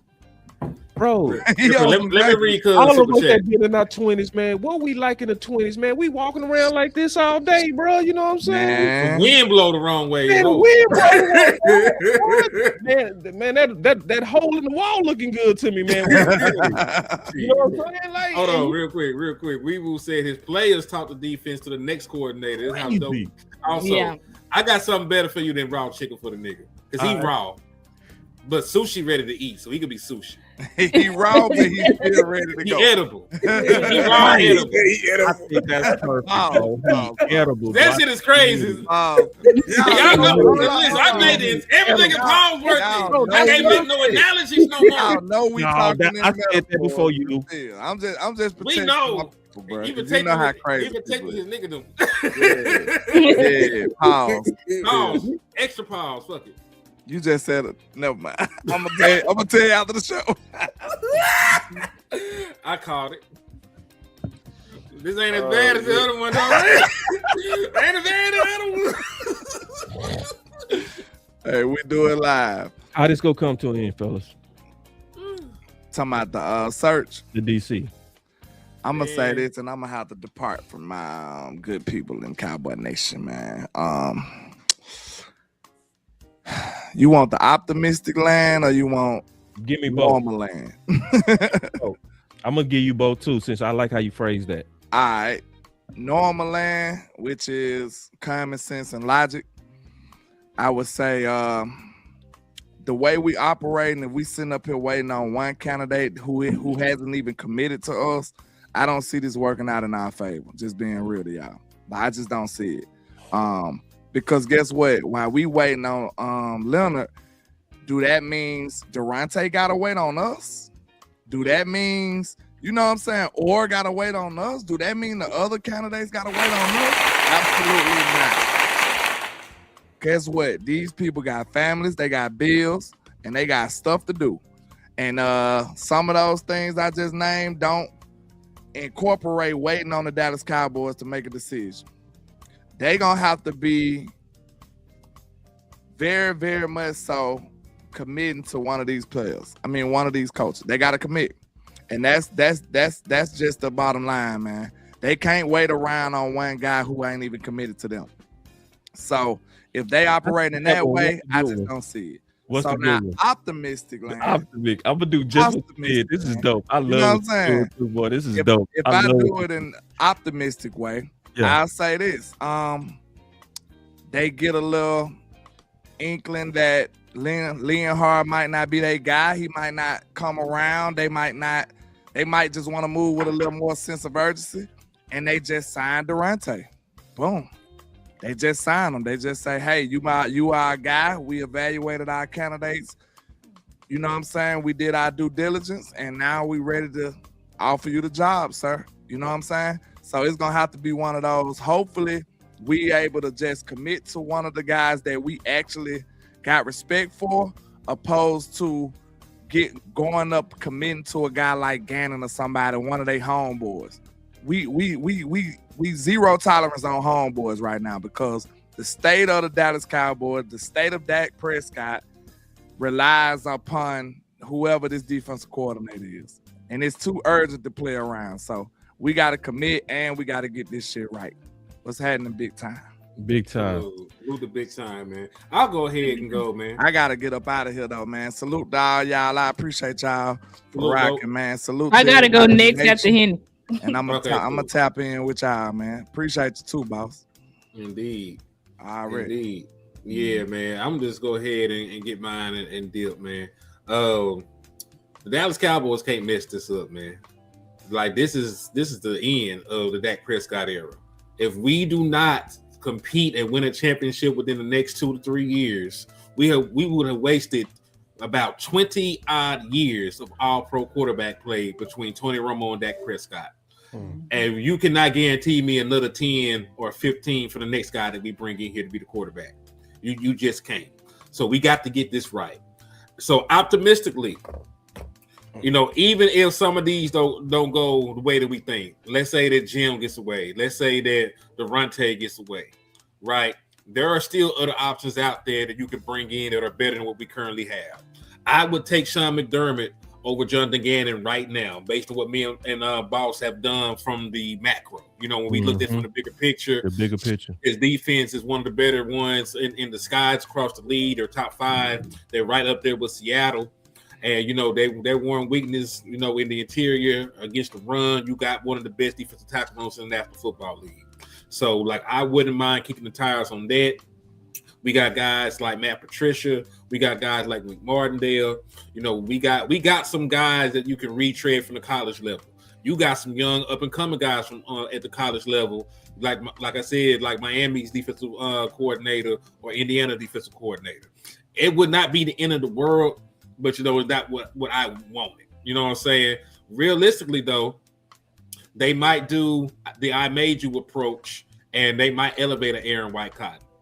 You know, and that's scary because I don't even like him as a defensive line coach. So, like, I'm just being real. Like, you ain't did a good enough job with your front to be talking about getting no promotion from me. But either way, what I will say is this: regardless of who the Dallas Cowboys hire as a DC, if they do not make real investments on the defensive side of the ball, including free agency, maybe some trades and draft capital, this defense is still going to be bad next year. You need it. You need pieces right now. You need better players. I feel like you need at least one new player at each valuable spot on the defense, man. You probably need another edge. You probably need another corner. You might need 2 new safeties, depending on what happened with Malik Hooker, because Donovan Wilson is already a free agent. I don't believe that they'll bring him back. So you could have 2 new starting safeties next year. You could have a brand new nickel next year. You probably gonna have a new edge, and, you know, just based on the writing on the wall, you probably have a new starting middle linebacker, because I think that they cut Jack Sanborn and save a little bit of bread. So you're gonna have to figure out how to build this defense and coach that shit up. You know, so this shit ain't gonna be just no easy fix. Just plug and play with the guy you bring in. So make sure that we keep pushing for everything that's right and holy. Because, God, we have to rebuke all the bullshit. We got to rebuke Jonathan Gannon. You know, we got to rebuke Aaron White Cotton, and we got to rebuke Jerry Jones. You know what I'm saying? Amen. Amen. We got a pastor in here, so I need big time just to pray over us right now, man. How you gonna say God and cousin? The Lord knows my heart. The Lord knows his heart. That's right. Oh my God. That was real though. All right, Hen Dog, good one. All right, appreciate y'all, man. Yeah, let me go. I agree with Landlord and Henny. Like, we cannot afford to mess this up. Y'all see, I got on my Dak shirt today. My favorite player, present and past. And I'm hoping that Dak will stay here longer than the next 2 years, but it's not guaranteed. And I firmly believe if we do not get to a Super Bowl in these next couple of years, Dak is gone. And I think it's going to be mutual. I think Dak is going to say it's just not working out. And I think front offices, they never want to pay nobody. So they definitely not going to want to pay. So I think that we need to do our best to maximize this window, which is why you've got to get this decision right. You cannot afford to have somebody like Jonathan Gannon, where you already know there's nothing tangible, Jerry, that you can sell us with Jonathan Gannon. Nobody is buying into, but he made it to the Super Bowl. Yeah, and he the reason why they lost that Super Bowl. Like, we're not dumb. Look at context, Jerry. Like, we're not dumb. You cannot sell it. It's going viral on Twitter. No Jonathan Gannon. They know we do not want Jonathan Gannon. That's why, and now it's picking up. Brian Brown is talking about it. Vach talking about it. Zach Wilcher, Gavin Dodd. Everybody's talking about no Jonathan Gannon. I'm sorry, Jerry. No. So what I feel that I don't, because of the resounding no, it will not be Jonathan Gannon. Right. I think worst case scenario is it would be a White Cotton. Yep. I think that's the worst case. If we get wiped out of our top candidates, they're not going to put Gannon there because it's just like Kellen Moore. We all saying hell no. It would be too much blowback from the fans for them to do that, and you can't sell him. Yeah, you can't sell him. So they're going to try to but they can sell White Cotton. he's the reason why we got Easy. Continuity. We got Quentin Williams. He came up with the 5-man front, right? So they can sell White Cotton. So that's I think they keep stopping the run. Exactly. So they're gonna exactly. They got White Cotton in their back pocket as their dark horse if they don't get who they want. But I definitely don't think at this point, because now all the local media, everybody's talking about it, it's not gonna be Jonathan Gannon. But I think best case scenario, once we wrap up this interview with Christian Parker, we make our decision. I'm hoping that if Shotty, I believe firmly that Durante Jones is Shotty pick. So hopefully Shotty wins this battle and we have it announced that Durante Jones will be and I do believe it will be Durante Jones, but maybe that's just me being optimistic, and probably so. But I do think at the end of the day, Shotty, he's won every battle, and I just think that he's going to refuse to yield. I feel like he refused to yield on Booker. He refused to yield on Pickens. Now, because he's not yielding, is 2026 a pivotal year for Shotty? Yes, I do. And that's why I think Shotty's going to fight to the nail, because he knows everything is going to be riding on this year. But anyway, we got to get the pick right. I believe in you, Shotty. I've been tagging you every day. I believe in you. So fight for what you believe in, because we know 2026, if you don't get to the playoffs and get further, y'all gonna welcome in Jason Witten. That's all I'll say. But anyway, that's my final word. See y'all. Thank y'all. Thank you, boss. Yeah, my final word is gonna be quick, because I gotta lay down because I've been driving all over Texas. But my final words is I pray is Durante Jones. He's the best candidate. I'm so happy. I'm proud of Cowboy Nation. We officially put the mark of the beast on Jonathan Gannon. Yes. He's officially bad for business. I'm so happy for that. So it's not. I can firmly say it's not Jonathan Gannon. What does scare me? I feel like this will probably be the offseason that the Dallas Cowboys will finally meet karma when it comes to hiring. And this is what I'll explain it is.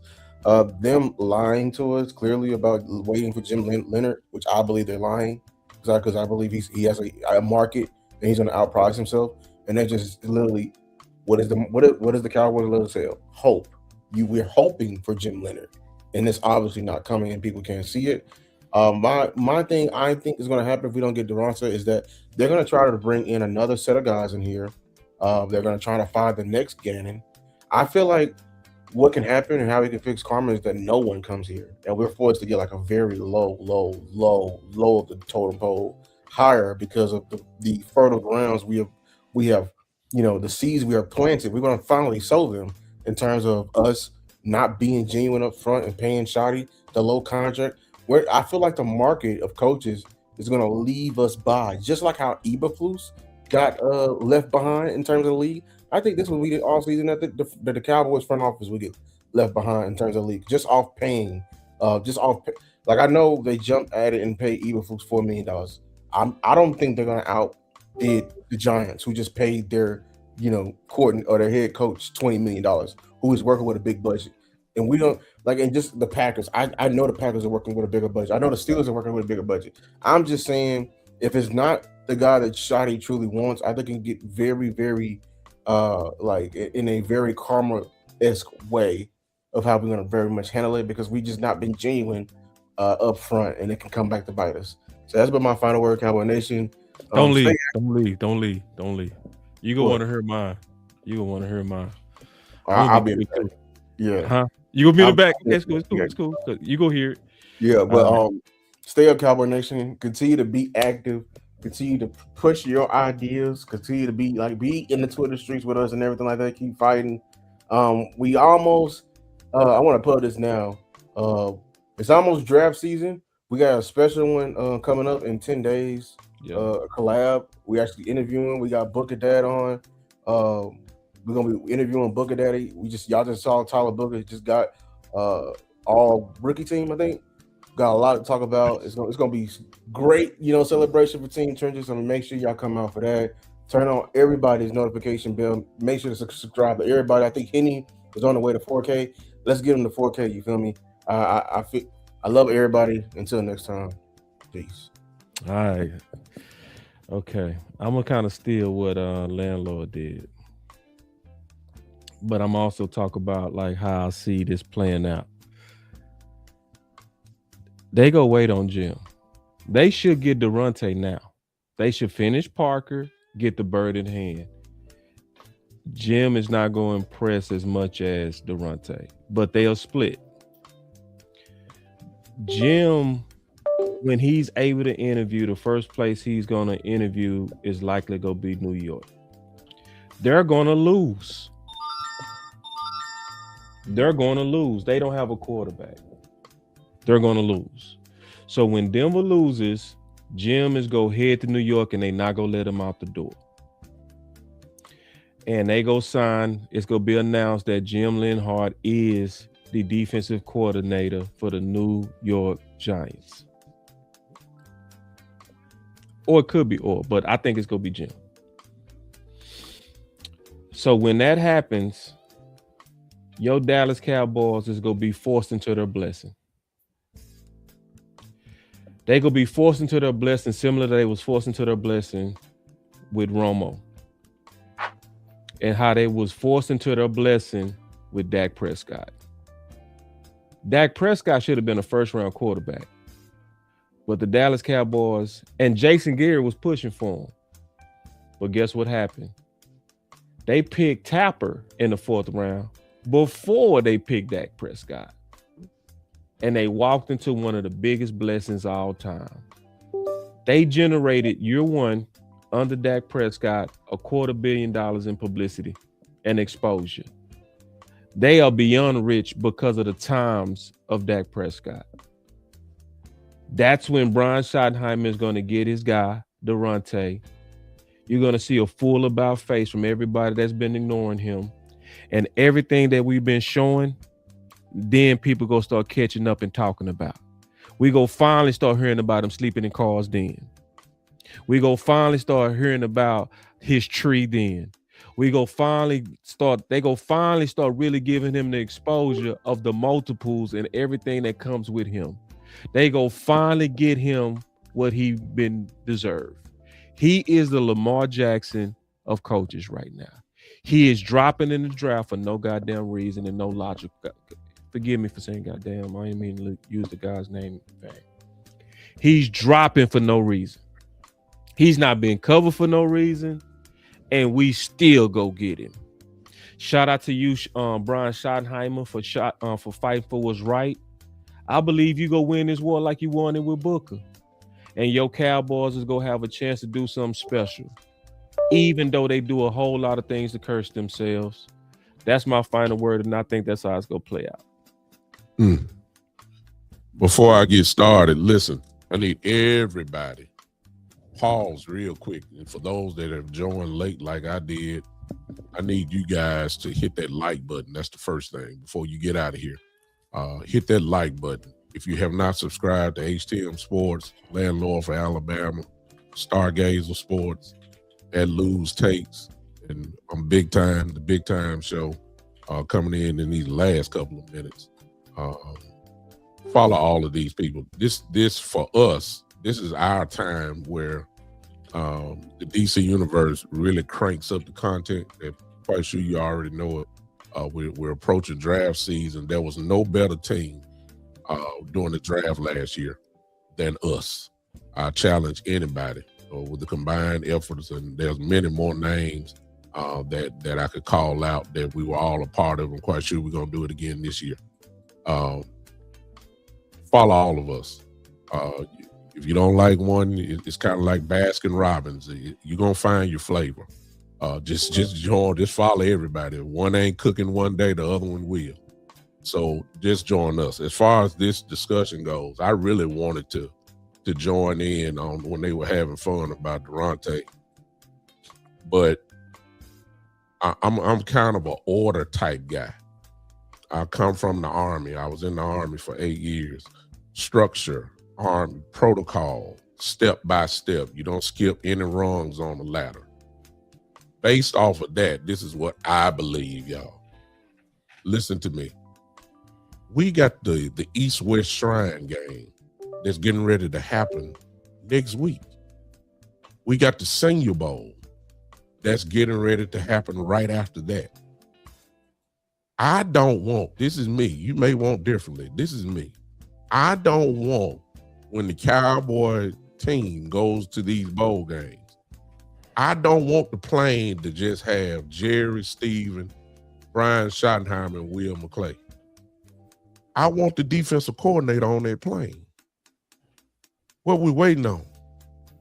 I don't want to hear what Jerry, Stephen, and Will McClay like as players, because whatever they like, the new coordinator may not like. I need my coordinator. If we're gonna go down there as a staff, let's have a full staff. I'm just a guy of order. I'm sorry. That it makes sense to me. It just makes perfect sense. So I don't need the eye of Stephen and Jerry taking over. And they don't, look, I don't need no accountant.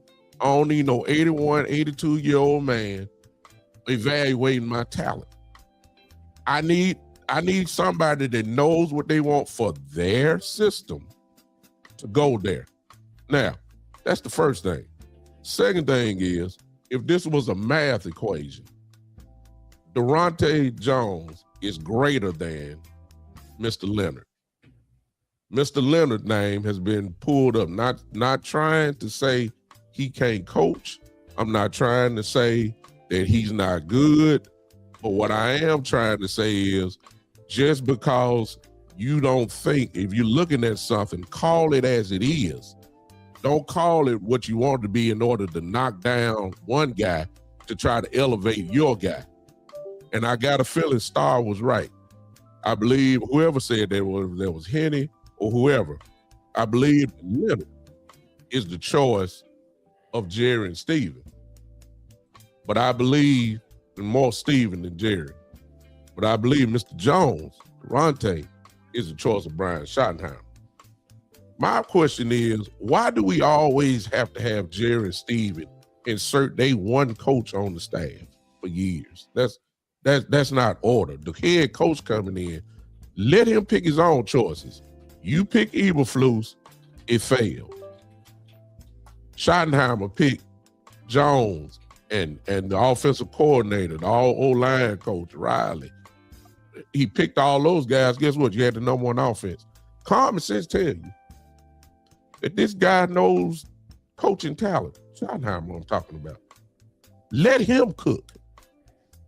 While y'all just sit at the table and wait for the meal to come. I'm talking about Jerry and Stephen. See the problem, the time has come. It's been too many years now. They need to switch positions. They want to stay in the kitchen when they should just be sitting at the table. You in the house. But you need to sit in the kitchen now. Let this young guy coach. We didn't know nothing about the offensive coordinator. We didn't know nothing about the offensive line coach. They never coached together. Schottenheimer has an eye. It worked. It don't go no higher than number one. They had the number one offense in the league in several categories. Here's my thing. Everybody is talking about Leonard. 105.3, whatever, 3.5 the fan. They've already picked him. They've already done it. I agree with Boss 100%. I think the Giants are going to get him, and I can't wait for that to happen. Harbaugh has an unlimited amount of money to spend on coaches. That's something that's going to outbid Jerry from the top. That's good. Cool. Fine. That's what I want. I want the Giants to go get Leonard. For those of you that want Leonard, hey, I think he's a good coach. Here's the thing, though, about Leonard and Jones, and nobody has said to me, Boss, and all of you that are watching. Here's the thing. See, we can't go against what we've said for years in order to highlight Leonard. Here it is. Everybody talks about Leonard because, see, he'll be a virgin, too, at calling plays from a defensive coordinator position in the league. Yeah, he's a position coach, but he ain't never called. He ain't never drove the car. So right there is they're equal with Daronte. Everybody act like Leonard. Well, he was a defensive coordinator in Wisconsin. He was. But excuse me, Wisconsin didn't go nowhere in the Big Ten. That was Ohio State and Michigan. Every now and then, Penn State would peep their head in the door. Nobody was concerned about Wisconsin in the Big Ten. But Durante was at LSU, right? The last time I checked, until the last 3 years, everybody said that the SEC was the greatest conference in sports. Every week, it was a dog fight. Every week in the SEC, every team loaded with NFL players. This dude, Mr. Jones, Durante, LSU was always a power. Yeah, they had problems with Alabama, but who didn't have problems with Alabama? Stop it. SEC greater than the Big Ten Conference. And Durante Jones was the coach of an SEC defense. Over Mr. Leonard, there was a defensive coordinator that Wisconsin was going to the Holiday Bowl. Jones was going to BCS Bowl game. Stop it. It is what it is. If this dude is the best, he's just the best. So he would be a virgin, as I said. Mr. Jones would be, because he's a virgin. He ain't called it in the league. I don't know what Durante Jones would do when the pressure get on the line. I don't know. When he make his first call as a defensive coordinator, that would be his first call. Same thing with Leonard. And there's nowhere in the world you match it up. I don't care if the dude is coaching in Denver. Vance Joseph is the man. We got to stop acting like Leonard is calling stuff. No, Vance Joseph is the man. Stop it. Leonard is not. He does contribute to Denver. I get it. But Patrick Surtain been a dog all his life. Jim Leonard ain't made Patrick Surtain. Surtain been a dog since he was in high school. I'm not saying he hadn't advanced his career, but we got to stop acting like calling things like come on now. Durante Jones, did y'all just hear what these great content creators said? I know I'm going just a little long, but then y'all just hear what they said about Durante Jones. This man ain't got no dating. He ain't dating. This man's whole life is football. I thought we wanted football people. That's what I thought we were begging for in Dallas. I thought we wanted football people. I thought we wanted football. This man ain't got no kids. I'm quite sure he got a little friend somewhere and he dating around and all that stuff, but there's no commitment there. His commitment is football. Ain't that what you want? That's what we've been begging for. We've been saying, let us have football people in the building. That's what Durante Jones is. So although most of these people have never called games, who's the best out of all of them? It's Jones. Lock him up. It's not hard. If Shadi wants him, lock him up. It's not. Oops, but I'm sorry, and I close with this. Oh, boss, I don't want to get your channel in trouble, but hey, sometime, y'all, it goes beyond coaching. There may be a silent reason why they don't want to hire him. I'll let y'all figure that out. Some of y'all already got it. I'm done.